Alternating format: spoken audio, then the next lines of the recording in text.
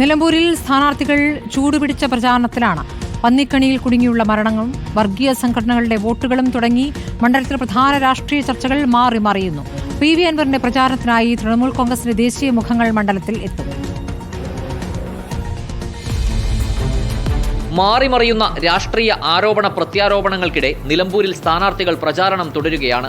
LDF സ്ഥാനാർത്ഥി M സ്വരാജിന്റെ പര്യടനം ഇന്ന് ചുങ്കത്തറ പഞ്ചായത്തിലാണ്. പരമാവധി വോട്ടർമാരെ നേരിൽ കണ്ട് വോട്ടുറപ്പിക്കുകയാണ് M സ്വരാജ്. ഉയർന്നുവരുന്ന രാഷ്ട്രീയ വിഷയങ്ങളിൽ ഓരോന്നിനും മറുപടി എണ്ണിപ്പറഞ്ഞാണ് പ്രചാരണം. 13, 14, 15 തീയതികളിൽ മുഖ്യമന്ത്രി പിണറായി വിജയൻ പ്രചാരണത്തിനായി വീണ്ടും മണ്ഡലത്തിലെത്തും.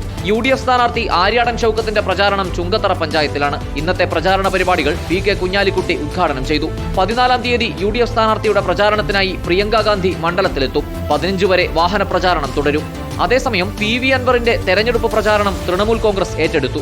അൻവറിന് വോട്ടുറപ്പിക്കാൻ തൃണമൂൽ കോൺഗ്രസിന്റെ ദേശീയ മുഖങ്ങൾ മണ്ഡലത്തിലെത്തും. യൂസഫ് പത്താനും മൊഹുവ മൊയ്ത്രയും ഞായറാഴ്ച നിലമ്പൂരിലെത്തും. PV അൻവറിനായി ഇരു നേതാക്കളും റോഡ് ഷോ നടത്തും. NDA സ്ഥാനാർത്ഥി മോഹൻ ജോർജും പ്രചാരണത്തിലാണ്. K സുരേന്ദ്രൻ ഉൾപ്പെടെയുള്ള പ്രധാന നേതാക്കൾ മണ്ഡലത്തിൽ തുടരുന്നുണ്ട്. വരും ദിവസങ്ങളിൽ കൂടുതൽ നേതാക്കൾ മണ്ഡലത്തിലെത്തുന്നതോടെ തെരഞ്ഞെടുപ്പ് കളം ചൂടുപിടിക്കും.